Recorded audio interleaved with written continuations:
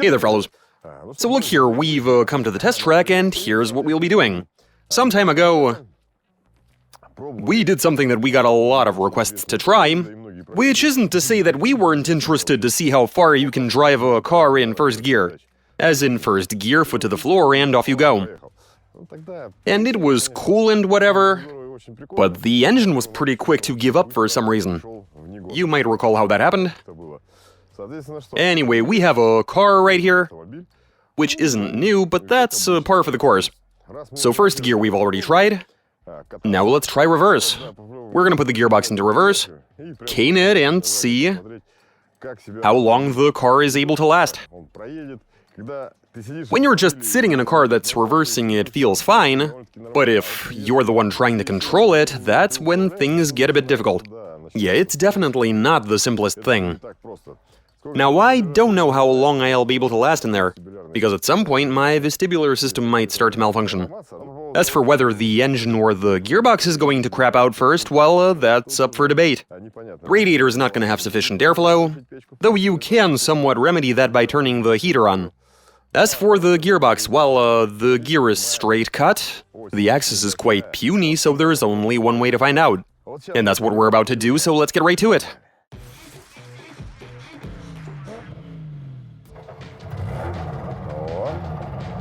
Right, let's reset the odometer.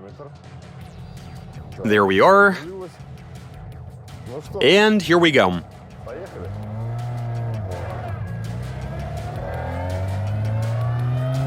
I honestly don't even know. Oh, what is with the steering?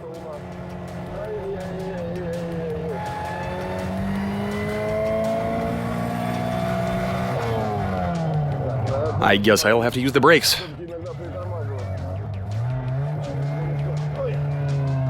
This isn't as easy as it might seem from the looks of it, let me tell you. You'd think this wouldn't be difficult, but that is certainly not the case.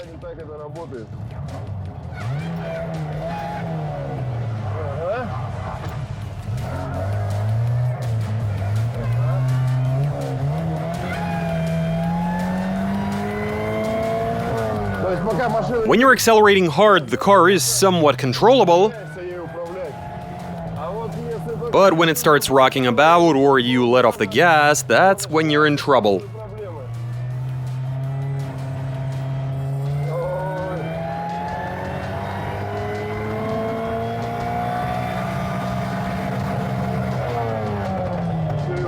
At redline, it feels terrific.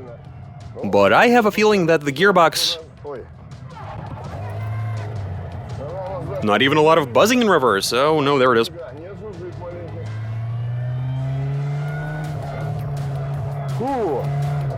Looking back is very... It is very uncomfortable.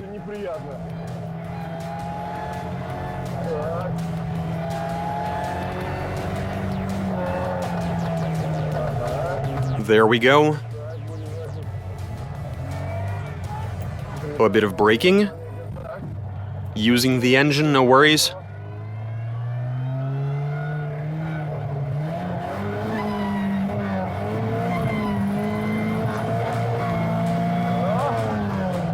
Going a bit crazy?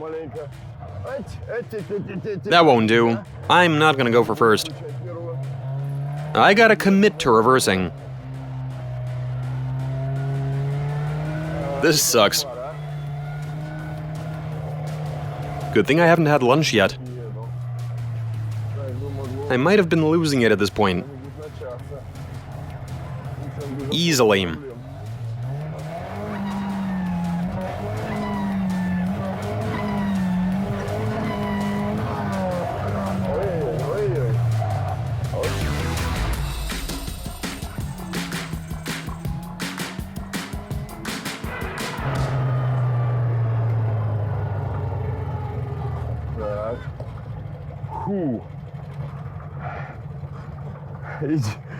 Get over here. That really sucked. Can I even get out without collapsing? Go for it. What do you want me to do? You can do whatever you want, go crazy. Honestly though, That was not a nice experience. I'm standing in place, but I feel like I'm still driving. I need to drive facing forward.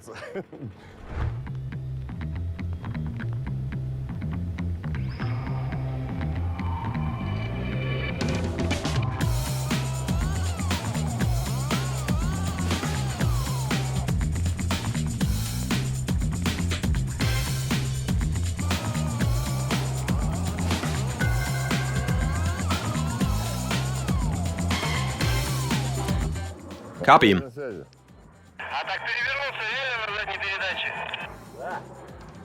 Apparently you can. Do your best not to.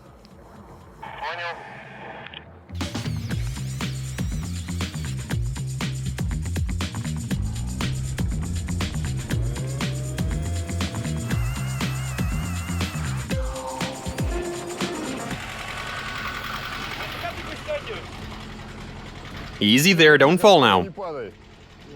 You alright? Time for my shift.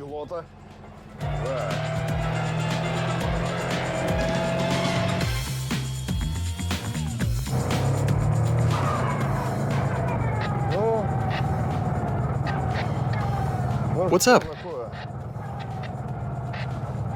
Come on now. We've already covered much more distance than in first gear. The engine is really tired.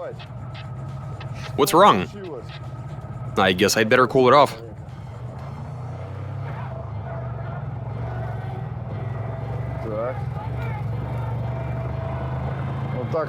This wouldn't be the best way to cool it, though. The radiator is receiving zero airflow.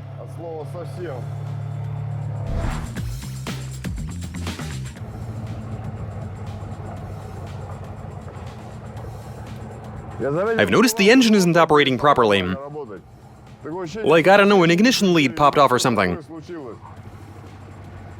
Everything's in place? Well, it is misfiring.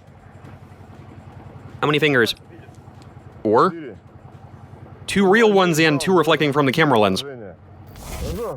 So here's the situation, guys. I'm fine when using just one eye, but I open the other and, damn. This is just... it is very taxing. I'm just gonna sit right here. Anyway, so we have driven a good... 10 kilometers, 399 meters.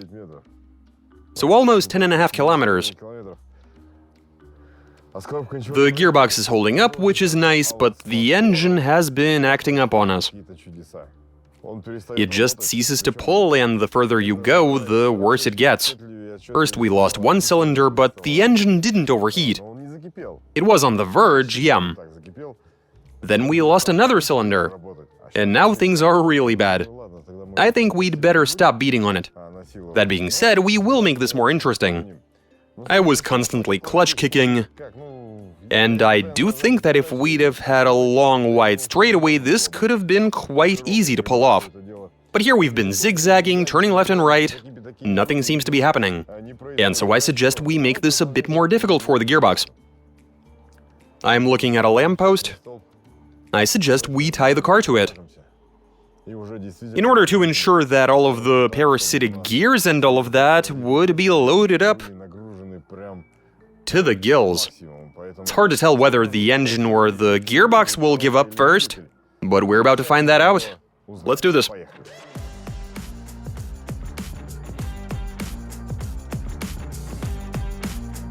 Right, so we've made this a bit more difficult.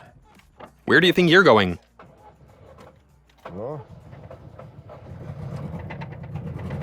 So this is the second time, and both times the engine seems to be the weak link. No, it's not feeling good at all.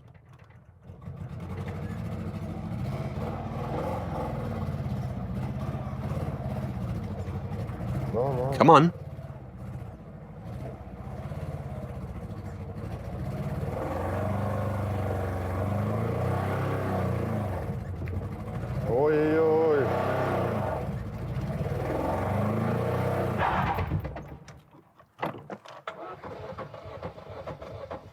Do you hear how it's turning over? Sounds like just 2 cylinders left. Oh no. That sound appeared a while ago. What? The sound appeared a while ago.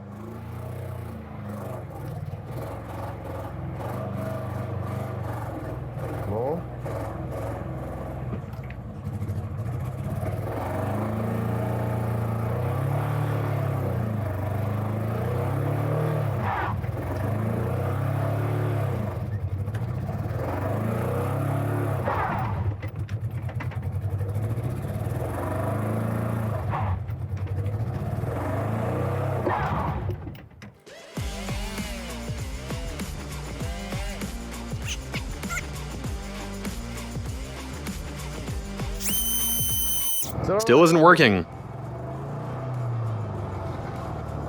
It's overheating. Want me to switch the fan on? Hold on. Looks like we have no compression. Don't open that. You'll get scalded. Yes, I do have the heater on. That's a wrap. I don't know what's wrong with the motor. Where'd the compression go?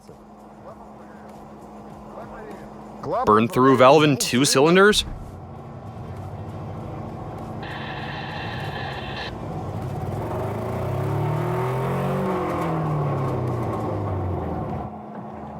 Looks like it's done. Yeah, I concur. What the hell? Why do these give up so quick? Right, guys, so here's the current situation. Something's wrong with the engine after 10 kilometers of driving in reverse. Something's broken. We've tied the car to a lamppost and it just simply doesn't want to pull. But we got this thing, so let's do a compression test.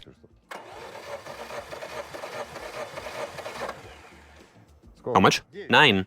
9? 9. Well, that's good. Let's keep going.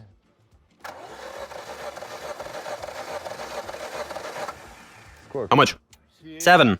7? 7. What about the other one? 9. 9. 9 and 7, this should work. The difference shouldn't matter. Yeah, I can already tell we got 0 in that one. How much? 1.5. Well, call it 2.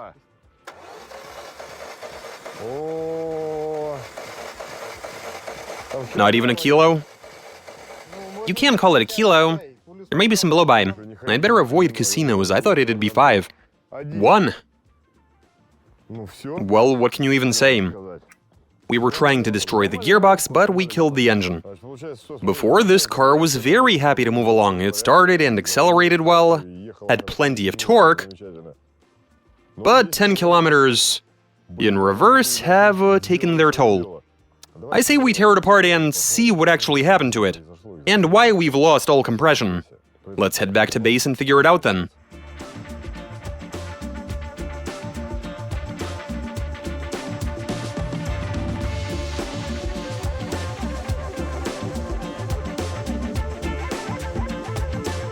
Right, guys, we've begun to tear the engine down, and here's what happened. 2 of the rockers have been displaced. One has completely been detached, while the other has assumed a weird sort of pose. And apparently here, valve number 6, by some unknown miracle, was slightly being pressed down. And given that this is the intake valve, at least some air was making it into the cylinder, which wasn't the case with cylinder 4, and that's why we didn't have compression. Now, going off of my practice, we've seen a lot. Valve retainers popping out, broken valves, especially the lightweight ones. But for these to pop out like that, I've honestly never seen that before. Perhaps you've had this happen to you? Well, let us know in the comments. That'd be interesting to read about. As far as how often this sort of thing occurs, well, this is the first time in my experience. But at the end of the day, our attempt to kill the transmission resulted in the engine suffering catastrophic failure. So the gearbox was able to hold up, the engine not so much. I mean, yeah, it was under quite a bit of stress, but the revs weren't constantly high like when we drove in first gear and we were hitting the limiter. You'd hit the gas, the revs would go up high, and when you put your foot to the floor and get the revs up, that creates vibration, and vibration leads to these sorts of consequences. Hey, I mean, I could be mistaken. Hit us up in the comments and tell us what you think. But this once again confirms that these cars have a great gearbox. All of the stories about slippage or breaking the reverse gear, my assumption is that those transmissions were just old and severely worn out. And since that was the case, it was about time for something to break. But we're looking good. We drove hard for 10 kilometers in reverse. Nothing happened to the gearbox, but the engine, well, this one decided to take a nap. Yeah, this proved to be the weak link. We need to fit some kind of mighty engine for testing gearboxes, like a diesel. Right? You saw it all, you can be the judges, and that's all I got for you. Watch us, subscribe, send in your suggestions, comment, give us a big thumbs up. So yeah, obviously the engine is in need of repairs, the gearbox held up just fine. Anyway, catch you later. Even if you wanted to... Yeah, you would never be able to do this deliberately, man. Like, how could that happen?